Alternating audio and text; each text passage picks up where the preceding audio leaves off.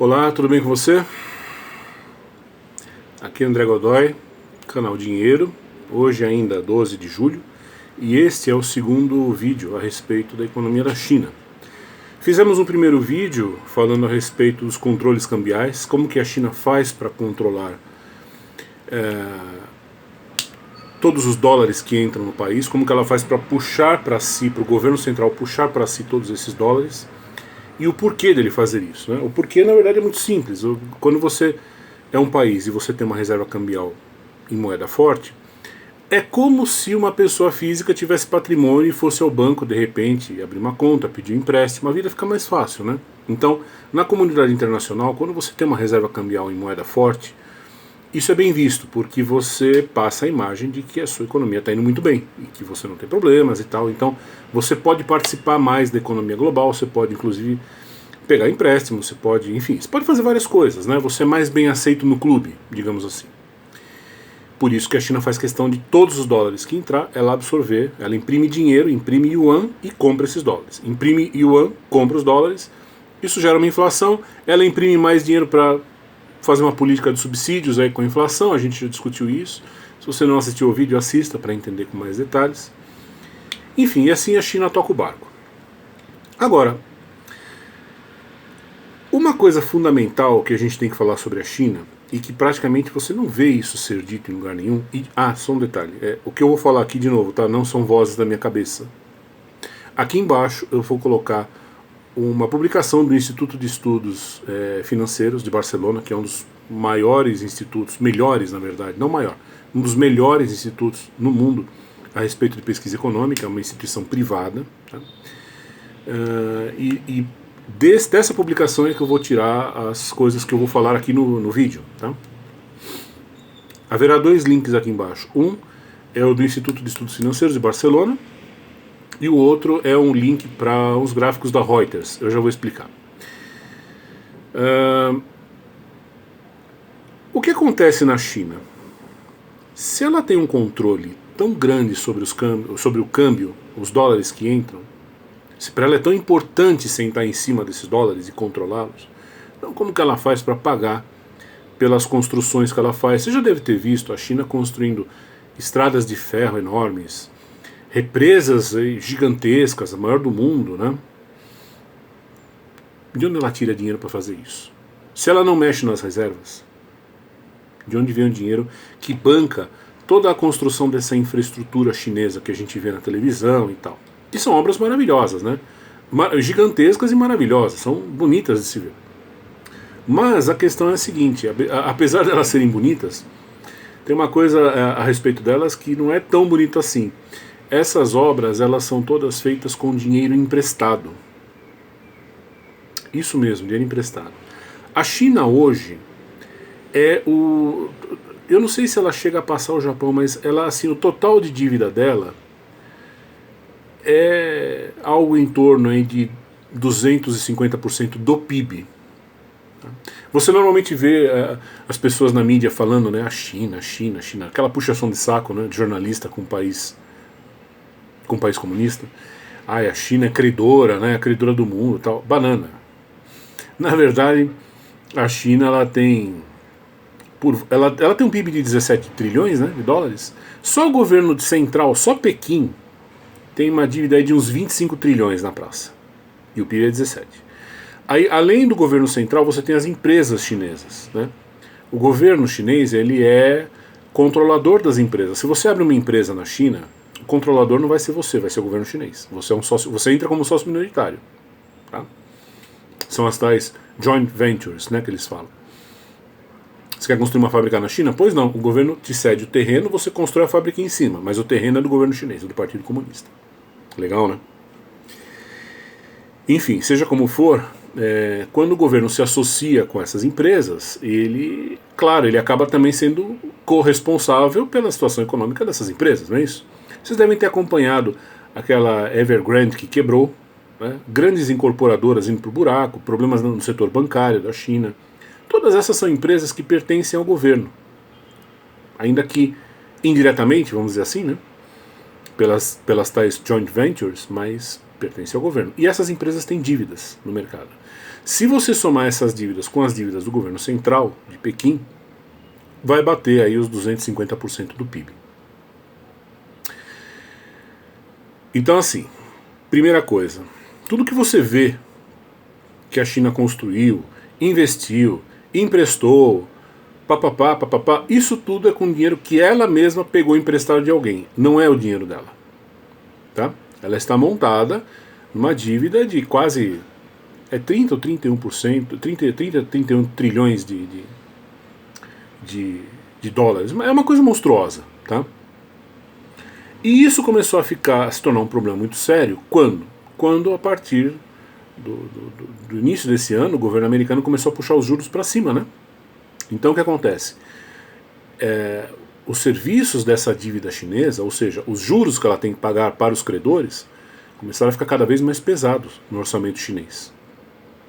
Tanto é que hoje em dia, em várias municipalidades chinesas, você já encontra, por exemplo, professores que estão com salário atrasado há 2, 3 meses. Eles não recebem salário.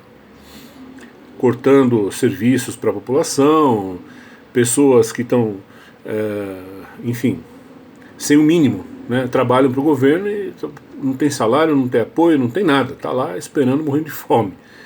É basicamente isso que está acontecendo na China. E o governo tentando fazer piruetas para reanimar a economia, né? Só que ele não tem como reanimar a economia, por quê? Porque a Covid destroçou a economia ocidental. E a China é um parasita, né? Ela não tem vida própria, ela vive de parasitar o Ocidente. O Ocidente quebrou, a China quebra junto, não tem a dúvida. Hoje tudo isso está começando a ficar um pouco mais claro. Ainda vai demorar muito para você ver isso na manchete da Folha de São Paulo. Demora, pode ter certeza. Mas o fato é que já está acontecendo. A China já está tendo dificuldades de honrar seus compromissos, de pagar os juros de suas dívidas. Os credores já estão ficando preocupados, né? E existe um outro fator interessante, além do problema do aumento, porque veja, se os juros aumentam, é claro, os juros nos Estados Unidos aumentam, é evidente que as dívidas chinesas, o custo dessas dívidas também vai aumentar. Isso tudo é empréstimo em dólar, né? E tem um outro detalhe curioso acontecendo. Vocês devem se lembrar daquela parceria, aquele amorzinho entre a Rússia e a China, né? Não, porque nós vamos fazer negócio entre nós e tal, e coisa não sei o quê. Bom, o que a Rússia fez? Ela fez realmente vários negócios com a China, ela acumulou um estoque aí de uns 300 bilhões de yuans, mais ou menos, e como a Rússia está sofrendo sanções no mercado global por causa da guerra na Ucrânia, quer dizer, a Rússia não está, ela não... Essas sanções significam o seguinte, que a Rússia ela não consegue ter acesso a dólares e a euros, vamos dizer assim, através de transações comerciais. Os produtos dela estão com embargo, enfim, vários problemas. Então a ideia do Ocidente era o quê? Era asfixiar a capacidade de guerra da Rússia, impedindo que dólares e euros entrassem na Rússia, porque você precisa de dinheiro para bancar a guerra, né? O que os russos fizeram? Eles pegaram aquele estoque de yuans que eles fizeram nas suas transações com a China e começaram a vender esses yuans no mercado global. Estão vendendo. Então, para você ter uma ideia, olha, de janeiro para cá, mais ou menos, como os russos estão inundando o mercado com a moeda chinesa, de janeiro para cá a moeda chinesa já se desvalorizou aí mais uns 12, 15%. Só por causa dos russos, vendendo seus estoques de yuan. Claro, eles vendem estoque de yuan, pegam dólares e com esses dólares eles continuam financiando os custos de guerra, certo? Até agora os russos venderam 30 bilhões de yuans. Quer dizer, eles venderam no mercado global só 10% do estoque de yuans que eles têm. Esses 10% já foram suficientes para provocar uma desvalorização de 15% no yuan. Sem contar que muitos investidores estão largando o yuan indo para o dólar. Por quê? Porque os juros nos Estados Unidos estão melhor. Então, tudo isso está pondo uma pressão extra sobre o yuan. E isso para a China é péssimo.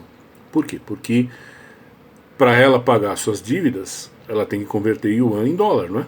Para ela pagar os juros das dívidas e tal. Então, quanto mais desvalorizado estiver o yuan, mais difícil vai ser ela conseguir honrar todos os seus compromissos, todos os seus débitos. Essa é a situação da China.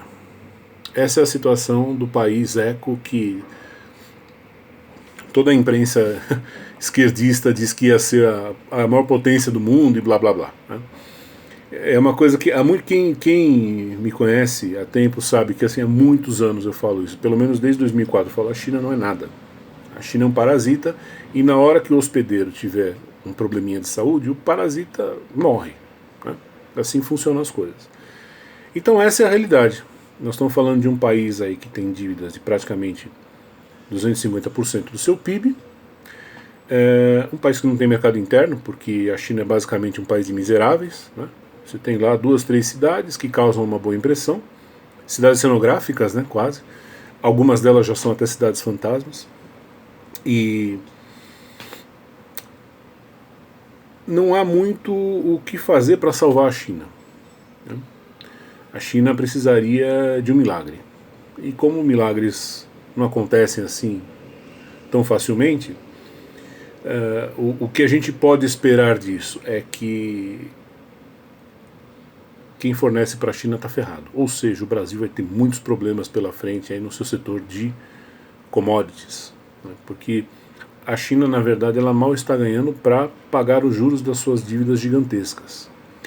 E é um problema porque assim, a China faz questão de não divulgar muito isso, né? Ela não quer passar a imagem de que ela, na verdade, ela não é a credora do mundo, ela é a grande devedora do mundo.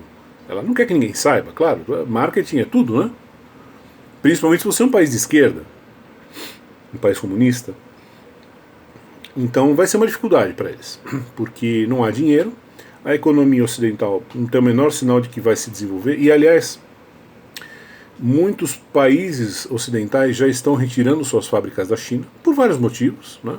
Não cabe entrar nesse detalhe neste vídeo, mas assim, as perspectivas futuras para a China realmente são nada boas. O futuro para eles não será mais como foi nos últimos 20 anos. Sem chance. Eles têm uma dívida de quase 30 trilhões de dólares para pagar e eles têm um PIB de 17. Como eles vão fazer isso? Uma boa pergunta, né? As reservas cambiais deles, o grosso delas não pode ser mexido porque, enfim, eles dependem dessas reservas cambiais para manter uma certa aparência de estabilidade, né, no mercado global. Eles não podem abrir mão dessas reservas nem pensar, até porque se eles abrirem mão dessas reservas, aí realmente o yuan vai para a lata do lixo mesmo. E aí a China entra até em default, ela entra em calote, ela não vai ter condições de honrar mais nada do que ela deve. Então os chineses têm que se agarrar realmente a essas reservas cambiais e ver de onde eles podem arrancar dinheiro para pagar seus compromissos. Mas enfim, essa é a realidade chinesa.